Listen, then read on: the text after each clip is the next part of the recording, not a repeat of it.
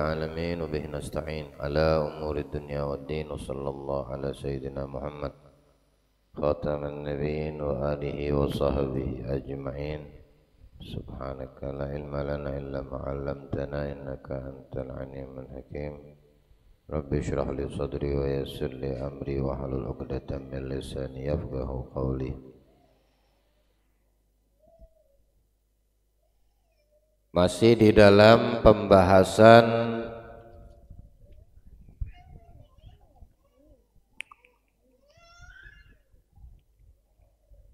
ketaatan seorang istri dan pembangkangan seorang istri. Intinya di sini muallif kitab masih menjelaskan akan ciri-ciri wanita penghuni neraka dan wanita penghuni surga. Mudah-mudahan dijadikan sekalian wanita penghuni surga. Adapun yang pertama sudah kita lalui, ciri-ciri wanita penghuni neraka, dia lancang terhadap suami. Bila suami pergi, dia tidak menjaga diri dan kehormatan. Bila suami ada di rumah, selalu sering menyakiti hatinya. Kemudian yang kedua, wanita yang banyak menuntut suami di luar kemampuannya. Ketika suami enggak mampu, dipaksakan harus mampu. Ya. Nah, ini ciri-ciri wanita penghuni neraka. Beda mampu dengan pelit, kikir. Ya. Kalau tidak mampu, jangan boleh dipaksakan.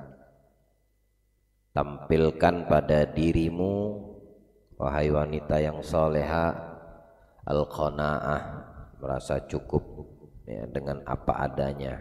Karena itu pemberian dari Allah. Kalau seandainya mampu tapi suaminya kikir, ambil secukupnya yang dibutuhkan daripada hajat. Jadi tidak boleh menuntut suami di luar kemampuan yang menjadikan suami tersebut saat dia tidak mampu memenuhi keinginan seorang istri, dia berusaha untuk memenuhinya, tapi di luar kemampuan. Ini kita lanjutkan yang ketiga.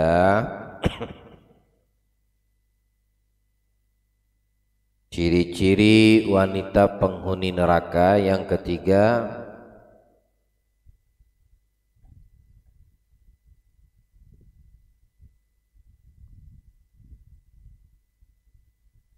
wamra'atun la tasturu nafsaha minar rijali wa takhruju min baitiha mutabarrijah. Wanita yang tidak menutup diri dari keusilan laki-laki di luar, atau bisa juga dikategorikan laki-laki yang usil di dalam. Ya, laki-laki usil di luar, usilnya sama dia. Atau ada laki-laki yang dianggapnya keluarga, kebetulan lagi silaturahim dengan keluarganya di rumah, tapi dia bukan mahramnya. Contoh sepupunya, itu kan bukan muhrim. Ya, umumnya di tempat kita ini dibilang keluarga saya, tapi khususnya dalam syariat itu bukan muhrim, jadi bukan dikatakan keluarga. Keluarganya sebatas lisan. Ya, tapi di dalam hukum bukan keluarga, sepupu laki-laki. Biasa itu kan keluar masuk ke rumah kita, kita anggap keluarga. Nah, selagi dia bukan dinamakan muhrim, maka haram untuk berkomunikasi kecuali seperlunya.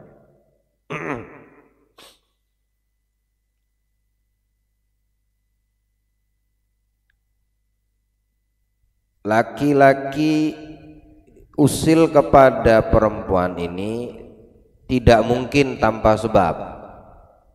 Ini yang harus kita pelajari dan harus kita pahami. Ya. Tidak mungkin bahasanya itu ada asap kalau nggak ada api. Ya. Nggak mungkin ada asap kalau kagak ada api. Nggak mungkin laki-laki itu jelilitan matanya usil dia sama seorang wanita kalau tidak ada sebab. Nah, salah satunya apa? Wanita tersebut mengumbar auratnya, tidak menutup dirinya, memamerkan kecantikannya, memperlihatkan lekak-lekuk tubuhnya. Jadi ketika dilihat oleh seorang laki-laki, tiba-tiba laki-laki itu usil kepada dirinya, ya, suka sama dia, digoda-goda sama dia, maka penyebabnya adalah kamu kaum wanita. Nabi SAW di dalam hadis beliau mengatakan, tidaklah aku tinggalkan untuk laki-laki fitnah yang lebih besar seperti seorang wanita. Ya, tapi yang dimaksudkan sini wanita yang ghairu salihah, bukan wanita yang salihah. Nah, itu fitnah terbesar untuk kaum laki-laki. Wanita yang tidak tahu cara untuk memuliakan dirinya di hadapan Allah. Ini ciri-ciri wanita tidak baik dan fitnah bagi laki-laki yang melihatnya, yang memandangnya. Di luar dari konteks perempuan yang tidak soleha, ya mereka yang menjaga kehormatannya, yang menjaga dirinya, sehingga laki-laki yang melihat tidak usil atau menghindar daripada pandangan laki-laki. Nah, ini dinamakan wanita yang soleha, ya, wanita calon wanita perempuan penghuni surga. Jadi paling dahsyatnya fitnah untuk laki-laki adalah wanita, manakala wanita tersebut tidak bisa menjaga dirinya. Ini banyak di zaman kita saat ini. Ya, mudah-mudahan kalian yang belajar ini tidak termasuk, ya. Tapi kalau kita lihat di luar banyak ciri-cirinya gitu. Nabi SAW itu beliau bersabda di dalam hadis yang lain, sinfani min ahlin nari lam arahuma atau lam urahuma. Ada dua golongan kata Nabi yang aku tidak mendapatinya waktu di masa Nabi hidup. Akan terjadi sesuatu, dua golongan yang dilihat Nabi ini setelah wafatnya Nabi. Tidak ada di zaman Nabi, tidak ada di masa setelah wafat Nabi, tapi di masa sahabat Nabi. Ternyata banyak di zaman kita. Berarti shadaqa Rasulullah, yang dikatakan beliau betul. Apa Nabi bersabda? Sinfani min ahlin nari lam arahuma, ada dua golongan nanti, dan dua golongan ini kata Rasulullah penghuni neraka. Tapi Allah tidak memperlihatkannya padaku di masa hidupku kata Rasulullah. Yang pertama golongan yang bagaimana? Rajulun, seorang laki-laki, yadribuna bisyatin ka'adnabil bagar, laki-laki yang membawa pecut, tahu pecut tuh, cambuk dari buntut sapi kah, atau itu bahasanya itu seperti itu dikiaskan. Laki-laki atau orang yang suka berbuat dolim, menindas, menganiaya pemerintah, menganiaya rakyatnya. Ya, pecut itu kiasan. Ketika orang-orang yang ada di sekitarnya itu teraniaya, terdolimi, tersiksa. Nah ini yang dimaksudkan oleh Nabi, golongan pertama min ahlin nar, penghuni neraka. Gak mau tahu lagi udah sama rakyatnya, gak mau lagi dia sama tanggung jawabnya, cuma mikirkan diri sendiri. Nah, ini contoh orang yang angku, congkak, sombong, suka merendahkan orang lain, meremehkan orang lain. Tak boleh ya, jangan ada sifat congkak di dalam hati kita.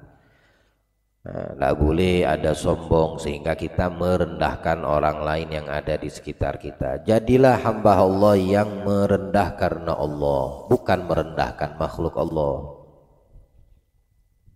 Ya, jadilah kita hambanya yang merendahkan diri untuknya, kepadanya, di hadapannya. Rendahkan hati kita.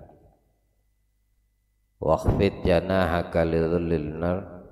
Apa Allah bilang dalam Al-Quran? Rendahkanlah dirimu di hadapan kedua orang tuamu. Waqfid janahaka minadh-dhulli wa qur rabbirhamhuma kama rabbayani shaghira. Karena Allah itu suka orang yang tawadhu, merendah, bukan congkak, sombong. Ya, kita di hadapan Allah utama untuk merendahkan hati kita, tidak boleh ada sikap sombong, sifat congkak. Orang yang mempunyai sifat sombong dan congkak ini, takabur, dia akan merendahkan orang lain dari semua aspek dan sisi. Ada yang dari sisi harta, dia merendahkan orang miskin. Ada yang dari sisi ilmu, dia merendahkan orang awam. Ada dari sisi ketampanan, kecantikan, dia merendahkan orang yang tidak cantik atau tampan lebih darinya. Ini tidak boleh, tidak disukai sama Allah. Karena sifat sombong ini termasuk golongan ahlin nar. La yadkhulul jannata man kana fi qalbihi mithqala dzarratin minal kibir. Nabi bersabda, tidak akan masuk ke dalam surga Allah barang siapa yang di dalam hatinya memiliki sifat sombong, congkak, angkuh, walaupun sekecil biji sawi. Ya, walaupun sekecil satu debu, ada sifat sombong di dalam hati, tidak akan Allah izinkan masuk surga. Allah jaga hati kita dari sifat, insya Allah. Yang kedua, golongan penghuni neraka kata Nabi. Ini dengarkan baik-baik ini golongan yang kedua. Nisaun kasiyat ariyat mailat mumilat. Wanita yang mana mereka itu mengenakan memakai pakaian tapi telanjang. Saya rasa ibu-ibu paham maksudnya apa. Wanita dia pakai baju, menggunakan pakaian, tapi dia dikatakan tidak menggunakan, maksudnya telanjang. Ayo saya tanya, banyak enggak di luar sana? Hanya fashion bahasanya sekarang ya, fashionnya, model, style. Mestinya sadar model, style yang kalian ikuti, fashion itu fashion orang yang kagak beriman, musuh-musuhnya Allah diikutin, musuh-musuhnya Nabi Muhammad dari sisi busana diikutin, musuh-musuhnya Fatimah Az-Zahra Al-Batul putri Nabi diikutin. Fashion yang bagaimana? Yang diikutin fashionnya istri-istri Nabi, putri-putri Nabi, ya? Fashionnya orang-orang yang beriman. Bagaimana fashionnya orang-orang yang beriman? Mereka tidak pernah menampakkan lekuk tubuhnya kepada laki-laki di luar sono, ya, yang tidak halal baginya.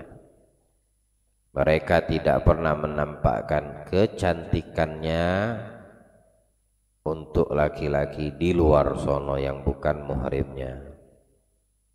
Nah, ini kalau mau diikutin tren enggak apa-apa.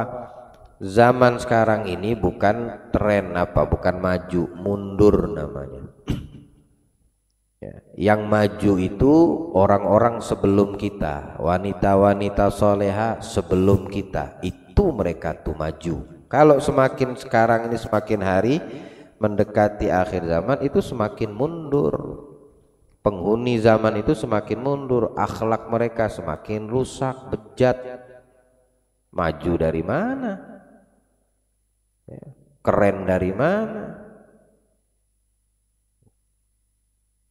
Nah, ini golongan kedua kata Nabi yang akan terjadi dan tidak aku melihat atau mendapatinya.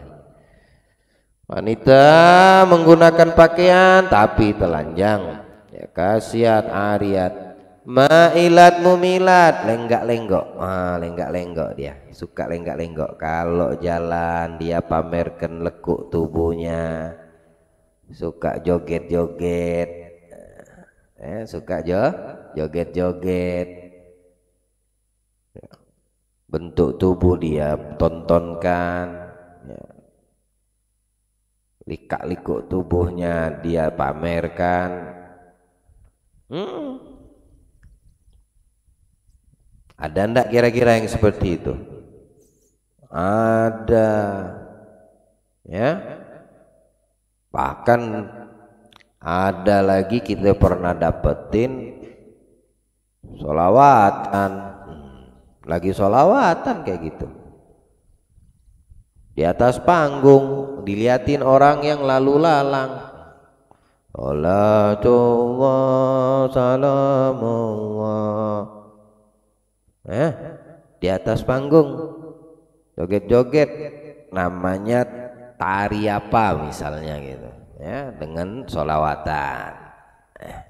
Hati-hati yang jadi ustazah, hati-hati protokol acara-acara, walaupun acaranya baik tapi konsepnya jelek, tidak bagus, dosa kamu juga dapatkan. Bagaimana orang tari-tari bersolawatan di tengah publik, di atas panggung, acara apa? Oh, acara perpisahan. Sana, Masya Allah. Akhirnya kau berpisah betul sama bumi dan kehidupan. Mati dalam keadaan kau dimurkai sama Allah dengan cara itu. Oh, lenggak-lenggok dia. Atau nggak lenggak-lenggok, jalan aja keluar, ada hajat dia keluar. Pakai baju nutupin kulit, bukan badan, tapi lekuk badannya jelas banget. Jelas banget. Pengen lebih jelas lagi, coba ente ke bandara tuh, setiap sore ame pagi. Ya. Lihat kaum muslimah, kasihan. Ya. Doakan yang seperti itu. Kalau terlihat ada yang seperti ini, ciri-ciri yang dimaksudkan Nabi, golongan yang min ahlin nar ini, ya, doakan semoga dia dapat petunjuk dan hidayah dari Allah. Mantapkan aku selalu istiqomah dalam kebaikan ya Allah. Jadi doakan mereka, doakan kita juga punya diri biar dijaga sama Allah. Kepalanya pakai jilbab, ditutupin jilbabnya. Badannya pakai baju,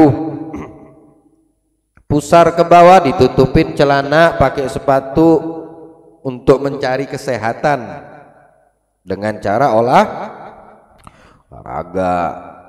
Ya. Loh, Habib kok tahu? Loh, saya kan orangnya berangkat. Ya. Kalau saya berangkat kan naik pesawat lewat bandara, betul lah. Loh, memang saya kalau mau ke bandara itu mejem gitu. Oh, ngeraba-ngeraba, sup tolong pimpin saya. Enggak lah. Ya. Nah, kak kita mau parkir ke motor, di parkir motor itu di dalam tuh. Ya, pernah kedapetan jogging apa itu namanya, yang rame-rame itu noh. Ya. Itu dia dah walhasil. Oh, jilbabnya iya, bajunya baju Masya Allah. Ya, Masya Allah, innalillahnya ketat-ketat semua. Ya, subhanallah. Tukang sapu, tukang ngambil sampah, nongkrong di belakang duduk ngeliatin, melototin. Oh, kasiat, ariyat. Nah, itu yang dimaksudkan Nabi. Pakai baju tapi telanjang. Nah, kulitnya aja ditutupin tapi bentuk tubuhnya terbuka. Ini penghuni neraka kata Nabi kalau dia tidak memperbaiki hati dan dirinya, artinya tidak bertobat kepada Allah. Allah jaga anak-anak perempuan kita, diri kita, ya. Jangan kita mau tertipu dengan hal-hal seperti itu. Jangan mau kita menjadi ciri-ciri orang yang tidak bahagia di akhirat. Jadilah engkau wanita yang mendapatkan kemuliaan dari Allah dengan melakukan perkara yang dimuliakan olehnya. Memang mesti seperti itu. Ini kalau di zaman kita saat ini aja sudah parah, nanti gimana anak kita, cucu kita, kasihan mereka. Mau disalahkan anaknya, nggak tahu ibunya yang ngasih contoh duluan, nggak tahu bapaknya yang ngasih contoh duluan. Serba salah, semuanya salah. Salah satu benteng yang paling kuat, yang paling bagus tuh untuk kita saat ini apa? Menghadiri majelis ilmu, dekat sama ulama, dekat sama orang-orang soleh. Itu salah satu benteng terkuat kita. Ya. Dengan kita mengambil, menimba ilmu dari mereka, yang tidak tahu jadi tahu. Nah, ini dua golongan, semoga Allah jauhkan itu daripada keluarga kita, dari kita sekalian, ya. Tak boleh sombong sama orang, jangan merendahkan orang lain, tawaduklah di hadapan Allah karena Allah dalam segala aspek, ya, apapun, karena sifat merendahkan orang lain itu bisa tampil dari berbagai macam sudut. Nah, kita harus redam itu, ya.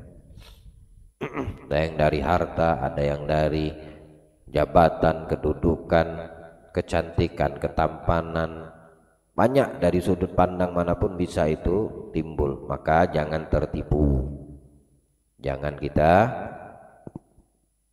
tertipu.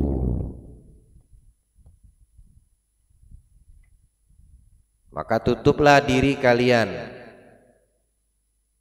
Jangan menampakkan kecantikannya kepada lelaki lain. Boleh kalau mau menampakkan cantik itu, tapi kepada suamimu.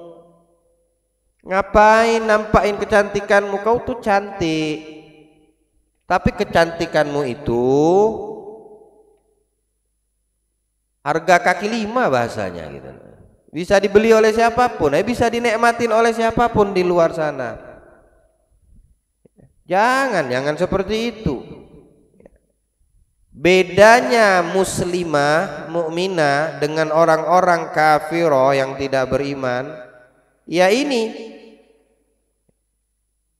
aurat mereka tutup. Kemudian bentuk badan tidak ditampilkannya. Coba lihat orang-orang yang kagak beriman, pakai baju ketat, pakai celana kebalik. Laki-laki celana pendek, dia celana panjang. Ini udah kebalik, perempuannya yang celana pendek, laki-lakinya celana panjang. Pakai baju mestinya gobor ya, gede gitu. Agak dia pakai ketat-ketat, ya, pakai ketat bahan yang karet, apalah namanya. Kenapa? Karena lekuk tubuhnya kelihatan dan dia bangga, subhanallah. Bangga dia dengan bentuk tubuhnya yang kayak gitu. Kalau udah timbul sifat seperti itu, tidak mungkin dia akan senang kalau tidak ada yang menilainya. Makanya dia keluar dengan busana seperti itu biar apa? Jadi sorotan orang yang melihat. Jadi sorotan orang yang melihat. Saya mau tanya, dosa enggak itu? Dosa. Apa dosanya itu hanya engkau yang dapatkan? Tar dulu. Ya. Kalau seandainya engkau belum menikah, maka yang dapat dosanya bapakmu juga. Kau berbuat dosa, kamu mendapatkan dosa, tapi orang tuamu juga mendapatkannya.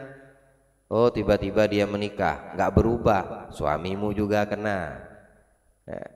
Berjalan pernikahan punya anak laki-laki, anak laki-lakinya yang kena juga dosa. Gara-gara dia satu aja. Bapaknya kena, suaminya dapat dosa, anak laki-lakinya dapat dosa. Ya. Seperti itu.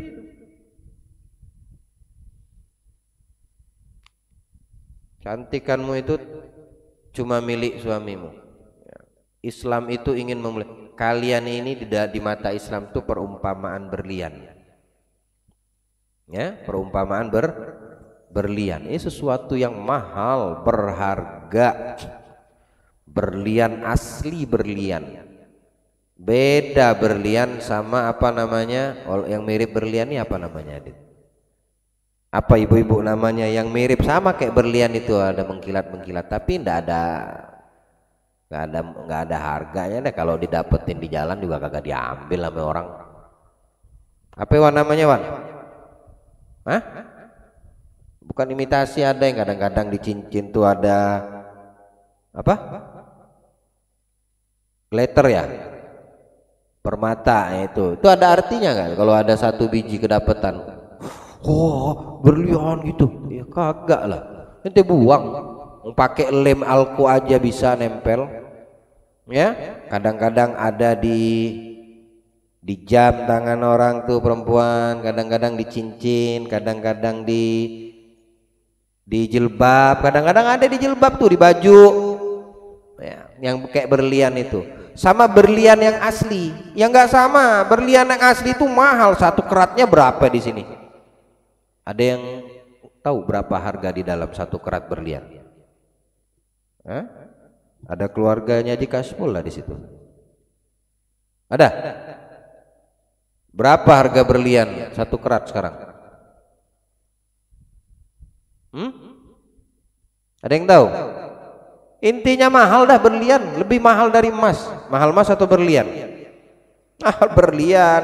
Kalian itu berlian, wanita muslimah itu berlian. Makanya berlian itu nggak sembarangan orang bisa menyentuh, nggak sembarangan orang bisa melihat. Kalau yang imitasi, yang merek berlian itu ya mah banyak, maka jadi apa, ngecer, eceran, kacangan itu orang-orang yang kagak beriman, biarin dia jadi tontonan. Memang itu mereka tuh maunya ditontonin ya. Enggak lenggoknya, bentuk badannya, make up kalau jalan, wangi-wangian, biar apa? Biar dia jadi sorotan. Ambillah, kamu jangan. Kamu muslimah, kamu mukminah. Di situ bedanya orang-orang yang beriman sama yang kagak beriman ya. Tapi kalau di depan suamimu, tunjukkan kecantikanmu ya. Ini depan laki bau serbet, ini depan laki bau minyak goreng, ini di depan laki suaminya muka kayak mayat baru bangkit dari kuburan. Inna lillahi wa inna ilaihi raji'un. Tapi kalau udah keluar berdandan dia, masya Allah, pakai yang terbaik, pakai minyak wangi yang paling harum, kondangan, aduh itu tuh. Apalagi kalau udah kondangan, bekaca dah, coba bekaca, jujur jawab sama diri, kalian kondangan sama kondangan ke gedung ya, gedung ya, atau ke rumah, undangannya ada kondangan, sama kalian kondangan ke dalam kamar suamimu, mana kamu punya kecantikan yang lebih hebat? Ayo tanya yang udah berkeluarga, yang udah punya suami. Pasti yang kondangan keluar itu lebih cantik. Mulai sekarang diubah. Belum pernahkah suamimu bertanya, kau berdandan cantik di malam hari, saat masuk kamar tiba-tiba dia bertanya, loh yang mau kemana malam ini?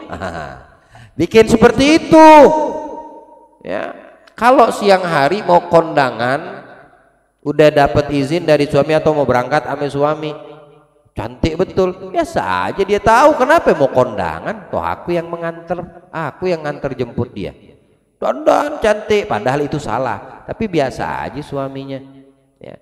Coba bikin malam-malam ya, di waktu malam anek udah tidur, dandan tercantik yang kau bisa dandan untuk dirimu seperti kau dandan untuk orang di luar sono ya, hingga suamimu bertanya. Rasa belum pernah terjadi ya, saya rasa belum pernah terjadi. Dandan cantik, pakai baju-baju bagus, seksi, memikat suami, paesnya, hiasannya yang enggak menor tapi membuat suami itu terkesan, hingga dia bertanya. Pertama dia melihat kau tuh keluar dari kamar, atau dia lagi santai di kamar, kamu masuk kamar, bengong dia, bergerak dia, mulutnya mangap, mikir suamimu. Mikir dia, mikir tuh melihat ada yang keluar dari kamar mandinya, kalau kamar mandinya ada di kamar, atau masuk ke kamarnya, atau suaminya di ruang tamu, dia keluar dari kamar, pas dia ngeliat dirimu, istrinya, bengong dia, mikir lama, kamu begini-giniin matanya, tetap aja dia. Lalu dia bertanya, siapa kamu? Aduh, sangkin bagus cantik kau punya dandanan belum pernah didapatkan. Dia bertanya, siapa kamu? Misal, ini aku mas, istrimu. Langsung dia kaget ya. Tak pernah aku mendapatkan kecantikanmu dari sejak kita menikah, yang kedua kalinya ini. Waktu menikah ya namanya pengantin, didandan cantik ya. Ini yang kedua kali ku dapatkan. Masya Allah, kata suami tadi. Mendandan malam-malam kayak gini mau kemana? Nah dia bertanya. Oh itu top. Tidak pernah terjadi yang seperti itu. Bikin suasana seperti itu. Mulai malam ini ya. Yang udah punya suami cobain. Besar pahalamu. Rabi'atul Adawiyah itu kagak setiap waktu bukan sekali-sekali, setiap malam dilakuin di hadapan suami. Dan tercantik yang bisa dia lakukan, dia kasihkan kecantikan untuk suaminya. Lalu dia bertanya sama suaminya, "Ayang ada hajat enggak malam?" Ya, artinya ada hajat untuk suami ke istri. Ya. Kalau seandainya suami menjawab atau tidak menjawab, nggak ada, ana capek, maka dia jadikan cantikan dandannya itu untuk dia bermunajat menghadap Allah mesra-mesraan sampai pagi. Tiap malam ada Rabi'atul Adawiyah. Lah kita boro-boro setiap malam. Boro-boro setiap malam. Kadang-kadang bau ikan teri, bau ikan asin. Deketin lakinya. Aduh, jangan seperti itu. Gak pede kalau seandainya istri lagi badannya nggak bau, lagi ndak enak pakai ini itu mendekati suaminya itu. Pedenya nggak ada, hilang. Dia cepat-cepat bergegas cantik. Nah, alhasil jangan sampai ya masuk ke kategori ketiga ini. Semoga Allah melindungi kita sekalian. Tutup dirimu, tutup auratmu sehingga laki-laki di luar kagak usil. Keluar dari rumah jangan berhias dan bersolek atau menampakkan kecantikannya kepada lelaki lain. Jangan, ya, jangan. Tidak ada manfaat yang seperti itu. Sahabat Salman Al-Farisi menerangkan bahwa Rasul bersabda. Baik, tim, lanjutkan. Radhiyallahu ankum. Sahabat Salman Al-Farisi menerangkan bahwa Rasulullah SAW bersabda, ayyuma mra'atin tazayanat wa tabat yabat wa kharajat min baiti zawjiha bighairi iznihi fa innaha tamsi fi sakhatillahi wa ghadabihi hatta taraji'a. Wanita yang berhias dan memakai harum-haruman lalu keluar rumah tanpa seizin suami, maka benar-benar dia telah berjalan kemarahan dan kemurkaan Allah hingga dia kembali ke rumah. La ilaha illallah. Ayyuma imra'atin tazayyanat wa tatayyabat kharajat min baiti zawjiha bighairi idnih fa innaha tamshi fi sakhatillah wa ghadabihi hatta tarja'. Hatta tarji'. Wanita yang berhias dan pakai minyak wangi, harum-haruman, walaupun hadir majelis, ya. Kalau mau pakai minyak wangi di majelis sesama perempuan, mau berdandan cantik di majelis sesama perempuan, silakan sama-sama kalian kok. Yang dilarang itu di luar jenis yang berbeda, laki-laki di hadapan jenis yang berbeda. Mau pakai harum-haruman nggak apa-apa sesama kalian. Kalau sama suami nggak apa-apa, memang dianjurkan ya. Jadi kalau seandainya dia keluar berhias, pakai wangi-wangian, lalu keluar tanpa izin lagi yang udah punya suami, udah dia keluar kagak izin, keluar dandan pakai minyak wangi, ya, saat lewat laki-laki ngendus dia punya hidungnya tercium baunya, ya, wanginya, oh harum betul ini, Masya Allah. Nyium tuh laki-laki itu emang pilek apa hidung dia?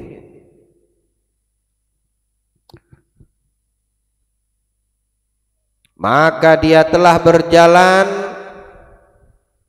kemarahan dan kemurkaan Allah hingga dia kembali ke rumah. Tahu orang gambaran yang maksudkan setiap hadis ada yang mengatakan terlaknat, celaka, murka. Nah, kalau udah itu ditujukan kepada seorang hamba, baik itu hadis qudsi Al-Quran ataupun hadis Nabi kita Muhammad, arti kalimat yang tidak menunjukkan makna yang baik ya. Celakalah orang-orang yang seperti ini dan itu, terlaknatlah itu hamba yang seperti ini dan itu, misalnya binasa orang yang seperti ini, tapi itu keluarnya dari mulut Nabi kita Muhammad sallallahu alaihi wasallam ya, melalui hadis-hadisnya ataupun firman Allah Ta'ala baik dari Al-Quran ataupun hadis suci. Itu artinya orang nggak bakal selamat dari neraka kalau dia tidak berubah, kalau dia tidak bertobat. Itu maksudnya. Nah seperti ini salah satu contoh Nabi mengatakan fa inna tamshi fi sakhatillah wa ghadabihi hatta tarji. Maka perempuan yang keluar memakai harum-haruman berhias, keluar tanpa izin suami, benar-benar dia telah berjalan di dalam kemurkaan Allah. Allah murka sama dia. Berarti kalau dia tidak perbaiki dirinya, kalau dia kagak bertobat kepada Allah, dengan cara bagaimana? Ikutin hadisnya. Apa yang membuat Allah murka dan melaknatnya? Pertama, ini orang perempuan berhias. Kedua, pakai wangi-wangian. Yang ketiga, keluar tanpa izin suami. Bagi yang udah punya suami. Oh, aneh belum menikah, alhamdulillah. Tak dulu, kau masih punya orang tua. Ya. Oh, orang tua aneh udah kagak ada lagi, beb. Maka kau keluar tidak boleh berhias, tidak boleh pakai warung wangi-wangian. Nanti bau, beb. Biarin bau. Kita ini semua kagak ada yang wangi, bau. Mau laki perempuan bau. Tanah itu kagak ada yang wangi, dari itu kita berasal. Ya, mana ada tanah itu wangi? Kecuali tanah Nabi Muhammad. Nah, kita dari tanah, tanah itu bau, nggak ada yang wangi. Kedok aja kita nih. Apa namanya? Casing aja. Casing aja. Bau ditutupin sama wangi. Ya. Orang kalau masuk kandang sapi, kandang kambing, muntah enggak masuk kandang sapi, kandang kambing? Ente pernah masuk kandang sapi, kandang kambing, tempat peternakan, pernah enggak? Atau masuk mendekati kandang ayam yang ada yang melihara ayam biasanya orang tuanya di rumahnya gitu. Bau sih bau ya. Tapi ente baunya sampai muntah, sampai enek enggak? Enggak juga nih rasa, apalagi orang yang biasa sudah melihara sapi. Ya. Sapi itu kagak mandi atau mandi? Kalau dikatakan sapi itu mandi, sama ndak mandinya kayak kita? Sapi itu kadang seminggu kagak mandi, 2 minggu kagak mandi, ada yang sebulan kagak mandi. Kambing begitu, makanya dia bau. Tapi baunya dia kagak bikin kita mual, muntah, jijik banget kagak. Coba kalau kita 2 hari kagak mandi, manusia. Ya, baunya. Coba kalau seminggu kagak mandi, innalillah. Nah, jadi itu casing ditutupi sama yang namanya wangi-wangi. Bagus, wangi-wangi itu sunnah. Ya. Nabi itu tidak boleh dikasih sama Nabi apa yang menjadi kesenangan kita. Bukan berarti Nabi itu bernafsu, tidak. Yang ada tiga perkara yang dikasihkan Allah kepada Nabi dari apa yang disenangi oleh manusia. Pertama apa? Minyak wangi salah satunya. Jadi Nabi menyukai minyak wangi. Maka kita yang pakai harum-haruman itu sunnah, mengikuti sunnahnya Nabi kita Muhammad. Tapi penempatannya mesti tahu juga, khususnya kaum wanita. Ya. Pakai minyak wangi tapi dinikmatin orang lain. Kalau dinikmatin sama keluarganya, sama suaminya, anaknya ada di situ, berpahala, malah dapat doa malaikat. Yang masalahnya kalau seandainya itu dinikmati orang di luar yang bukan muhrimnya. Nah di sini mendapatkan murka Allah, orang yang sudah masuk ke dalam kategori murka Allah dan dipertahankannya, dia tidak mau bertobat kepada Allah. Ini termasuk orang yang bahaya nanti yaumil qiyamah. Ya, dia akan menjadi penghuni neraka kalau dia tidak mau bertobat. Makanya jangan kita berhias kecuali untuk tempat yang halal. Jangan kita memakai wangi-wangian dan harum kecuali untuk mereka yang halal, ya. Lalu kalau keluar jangan pernah tanpa izin suaminya, ya. Ada seorang baru menikah, kemudian suaminya mau melakukan musafir atau jihad fisabilillah.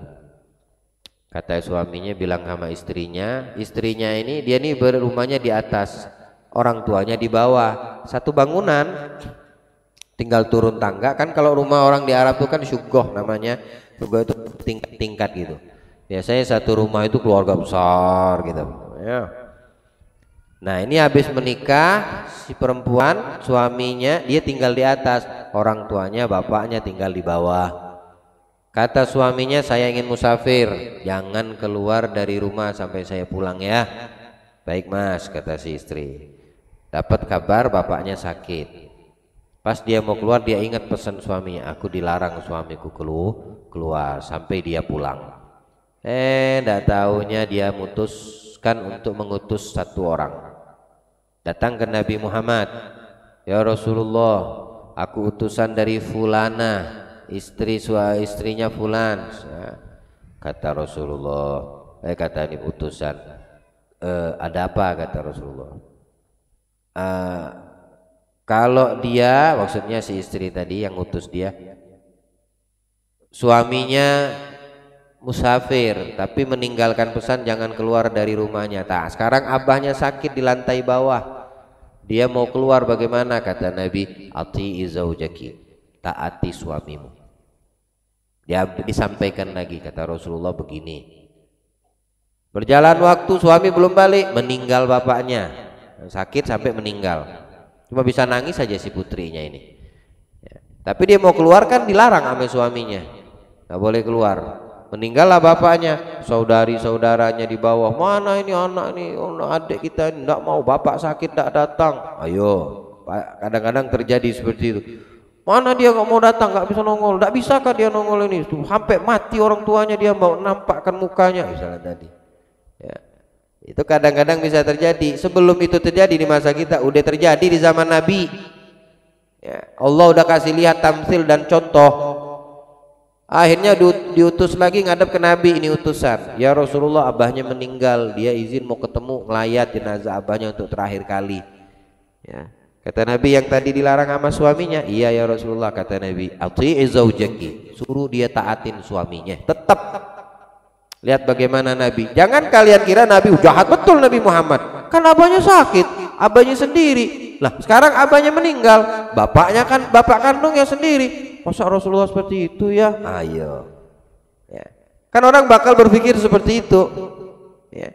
Tar dulu, jangan kita kira apa yang dianjurkan oleh Nabi, apa yang dilarang oleh Nabi itu tidak bernilai dan berharga.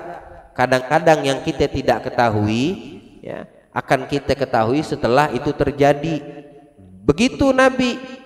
Makanya Nabi mengatakan, contoh hadis yang saya bawakan tadi yang disampaikan Nabi, 2 golongan penghuni neraka yang belum aku dapetin. Artinya Nabi tidak mendapatinya, tapi Nabi sudah kasih tahu, ya. Kenapa Nabi melarang ini? Taati suamimu, sakit taati suamimu, meninggal abahnya taati suamimu, taatin udah. Akhirnya dibawa jenazah dikubur. Udah dikubur, bilang Nabi, sampaikan sama itu wanita, annallaha qad ghafara li abiha li ta'atiha li zaujiha.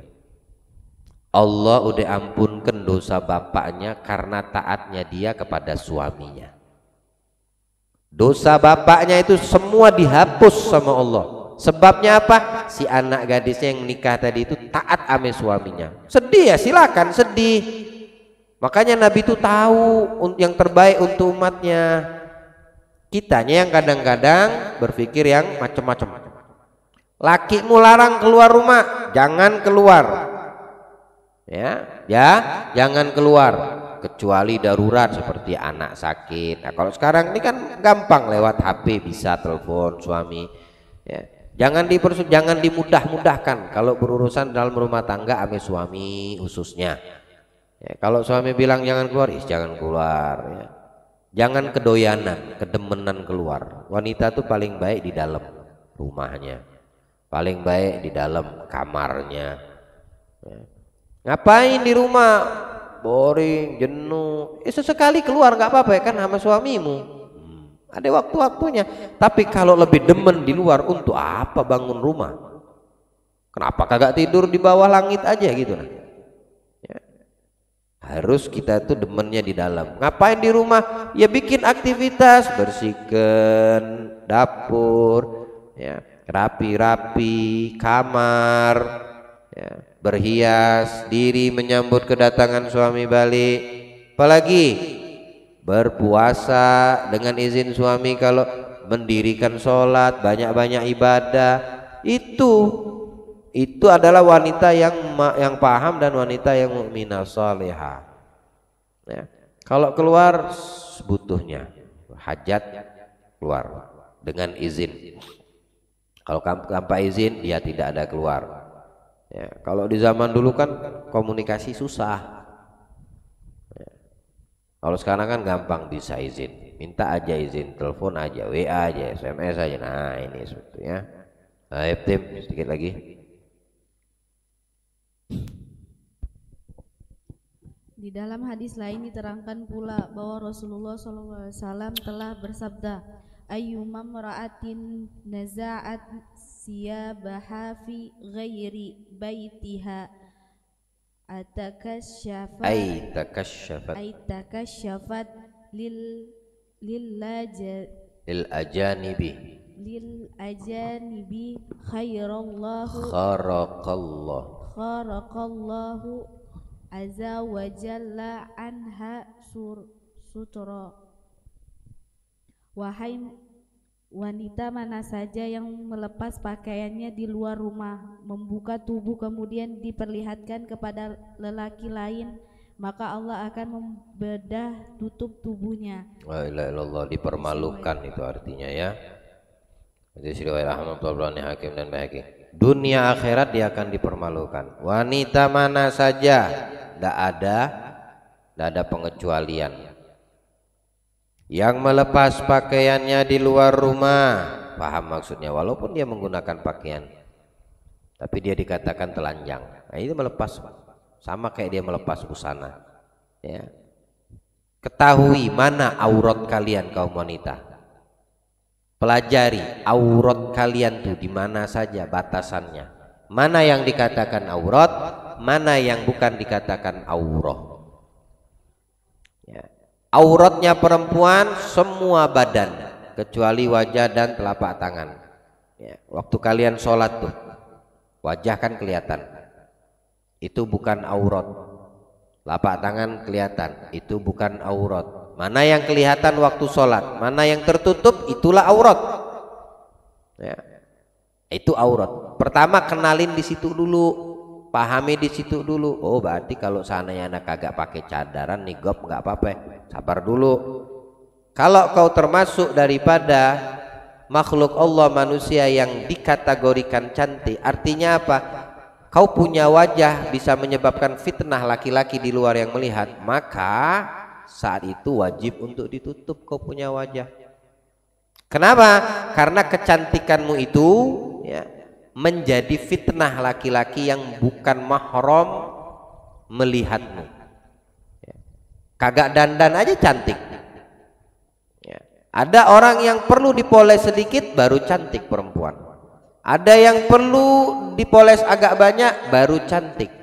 Intinya kalau wajahmu itu menyebabkan kecantikan tersebut fitnah kepada laki-laki, maka hendaknya kamu menutup wajahmu.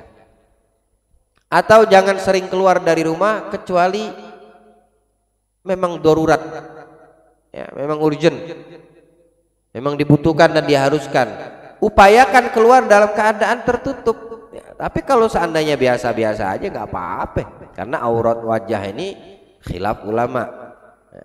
Ada yang mengatakan wajib bagian dari aurat, ada yang mengatakan bukan dari bagian aurat. Jadi kita melihat situasi, kita melihat situasi, pakai lebih bagus, sehingga laki-laki itu tidak bisa menerka bagaimana wajahmu, bagaimana bentuknya, bagaimana hidungnya, bagaimana mata bibirnya. Perempuan-perempuan dulu itu kalau keluar udah pakai niqab, udah pakai cadar begini lagi, Nadia Bu, ya, matanya tuh ditutup lagi gitu. Nah, jadi mereka tuh jalannya pakai mata satu aja gini. Nah, kelihatan enggak? Hah? Maksudnya yang di dalam kelihatan saya enggak? Nah, gini nah jalan. Mereka jalan menghindar dari keramaian. Menghindar dari keramaian, enggak jalan di tengah pasar, di keramaian yang kerumunan laki-laki. Ya, bukan di tempat sepi, maksudnya dia menjauh dari keramaian laki-laki. Seperti itu wanita-wanita dahulu. Udah pakai baju kagak beketat, kagak berbentuk badannya, pakai baju gede, berlapis lagi, kemudian di sudut pakai niqab, apa namanya, khimar, bukan niqab, khimar. Ya pakai niqab, pakai niqab, baru ditutup dengan khimar. Itu kerudung. Ada besar kerudungnya nutupin separuh badannya lagi. Jadi nggak ada belas dia punya, bentuk badannya itu terlihat. Dan matanya satu ditutup, kagak ditampakkan, sama sekali tidak ditampakkan. Ya. Dia menjaga kemuruah, iffah namanya, kehormatan dirinya. Nah, orang yang seperti ini, wanita seperti ini layak untuk dimuliakan di sisi Allah, dan Allah pasti memuliakan orang tersebut, wanita seperti ini. Jadi wanita mana saja pakaian di luar rumah membuka tubuh kemudian diperlihatkan kepada laki lain, maka Allah akan membedah dia punya tubuh.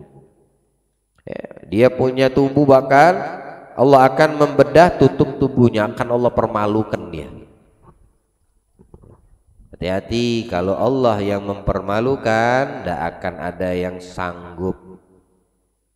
Ya, kita ini sudahlah banyak aib, banyak kekurangan kita ya sebagai manusia. Tapi subhanallah masih ditutupi hingga saat ini. Allah masih tutupi kekurangan dan aib yang ada sama kita ini. Jangan ditambah. Ya, jangan ditambah hingga Allah murka sama kita. Udahlah kita banyak dosa, udahlah banyak kekurangan, udahlah kita ini banyak kekhilafan. Jangan kita tambah. Ya. Perbaikilah diri kita. Kapan kita mau baik, menjadi orang yang baik? Orang yang baik itu, akhwati, bukan yang baik di mulut orang. Ya, baik itu orang. Nah, orang yang baik itu orang yang baik di lisan Allah. Ya, di mata Allah dia baik. Itu orang baik. Walaupun semua penduduk dunia ini mengatakan tuh orang kagak baik, tapi selagi Allah bilang dia baik, tetap dia baik. Jadi jangan kita mencari tuntutan baik dari mulut-mulut orang, ya. Tapi ambil cari ya, kebaikan tersebut diakui oleh Allah Subhanahu wa taala di sisinya. Itu baru betul, ya. Nah, baikkah Allah hingga saat ini? Kekurangan, dosa, khilaf masih ditutupi kita sama Allah Subhanahu wa taala, ya, enggak dibongkar sama Allah. Tapi untuk perempuan yang seperti tadi kata Nabi, ya, dia akan dibedah sama Allah, akan dibongkar sama Allah aibnya, kekurangannya, gara-gara dia suka membuka kecantikannya. Alhamdulillah, ya. Dunia dia akan dipermalukan sama Allah, belum lagi nanti di akhirat. Dan orang yang dipermalukan sama Allah, ya, tidak tahu bagaimana gambaran nasibnya. Kalau di akhirat nanti, ya, kalau di akhirat itu gambarannya bagaimana?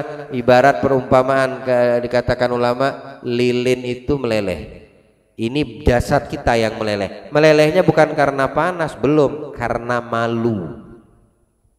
Meleleh dia punya jasad, mulai dari wajahnya. Wajahnya pertama kali mulai meleleh kayak lilin kena api.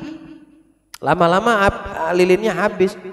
Ya. Nah, ini orang nanti di mahsyar malunya sampai melelehkan dia punya badan, tubuhnya hancur semua. Perumpamaan lilin tadi.